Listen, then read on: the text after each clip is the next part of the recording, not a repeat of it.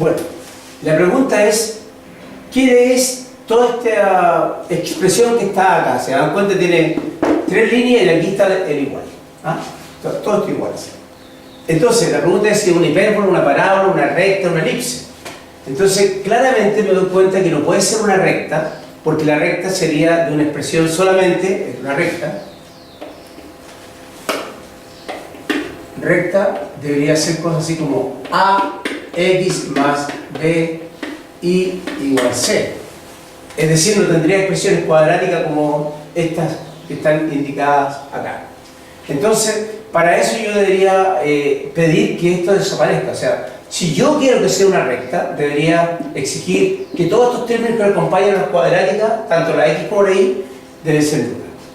Entonces, como tiene eso, yo pienso que esta expresión es del tipo f de k,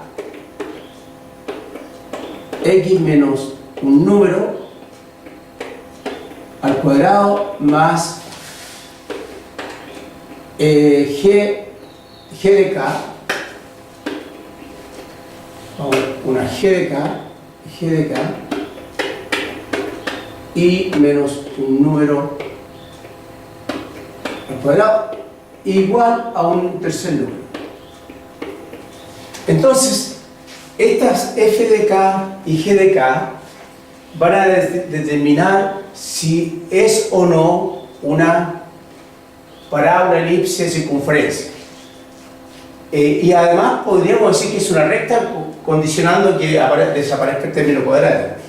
Pero veamos qué es lo que es f de k. F de k debería ser lo que acompaña a la potencia cuadrática. Porque miren que si yo hago este binomio al cuadrado,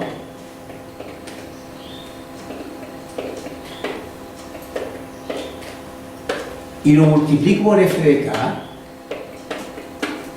¿no es cierto? Entonces el f de k va a quedar multiplicado por x cuadrado. Es decir, yo puedo descubrir rápidamente juntando los términos de x cuadrado.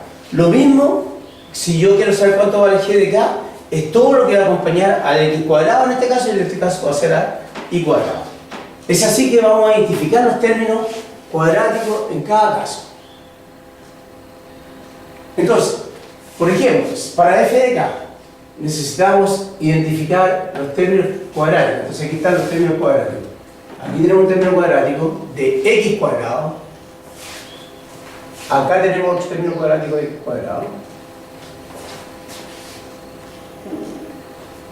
Acá tenemos otro término de x cuadrado.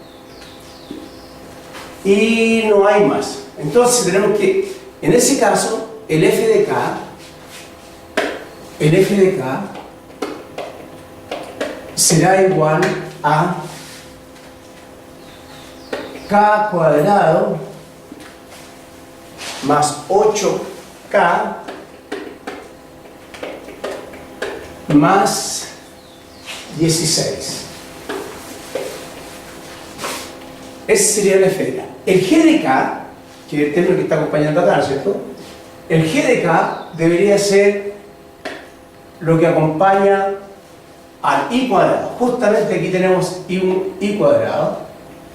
¿Y qué otro i cuadrado tenemos? No hay más aquí. Acá tenemos otro i cuadrado. Y finalmente tenemos un i cuadrado que es un 1 finalmente. Entonces, este término va a ser simplemente, ¿dónde empieza? 4k cuadrado menos 4k más 1. Ese va a ser el g de k. Y si hacemos los cálculos, ¿no es cierto? Si hacemos los cálculos de esta historia, tenemos que este f de k se puede escribir como k más 4, claro, al cuadrado, y el g de k, este es el f de k, el g de k va a ser igual a, este es un binomio, Entonces el término libre es 1 más 2k al cuadrado. Por lo tanto, si yo quiero saber, si yo quiero decir que es una hipérbola, por ejemplo, si quiero decir que es una hipérbola, lo que debo exigir es que este y este tengan signo contrario. Entonces lo que debo verificar es que k más 4 al cuadrado por 2k más 1 tengan signo contrario. Y esto entonces voy a pedir que tenga signo contrario. Entonces, ¿cómo va a hacer esto? Para que sea el signo contrario, esto va a tener que ser menor que 0. Pero nos damos cuenta que es imposible, porque es cuadrado y cuadrado, entonces es imposible que sea una hipérbola, porque siempre van a tener signos iguales. Entonces, si tienen signos iguales, entonces este y esta, o sea, si no puede ser hipérbola independientemente del k. Conclusión, no hipérbola. Si yo hago cero estos términos, porque las posibilidades que sean cero, entonces va a desaparecer todo lo que va acompañando a esto, va a quedar nada, ¿no es cierto? Entonces lo único que va a quedar va a ser este término, a lo mejor algo de este término, pero va a desaparecer la variable y. Entonces la posibilidad que nos está quedando es que sea, por ejemplo, parábola. ¿Qué es necesario que sea una parábola?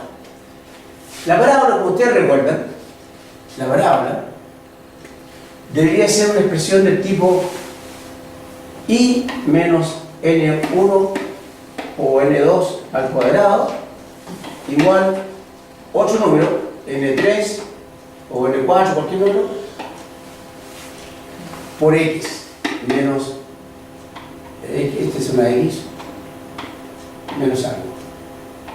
Menos un número que vamos a poner aquí, n5. O al revés, en vez de que este al cuadrado sea este al cuadrado. Es decir, debo eliminar una potencia cuadrática de la variable x o la variable y. Por lo tanto, en este caso de aquí, uno se tentaría decir, bueno, hago 0 este.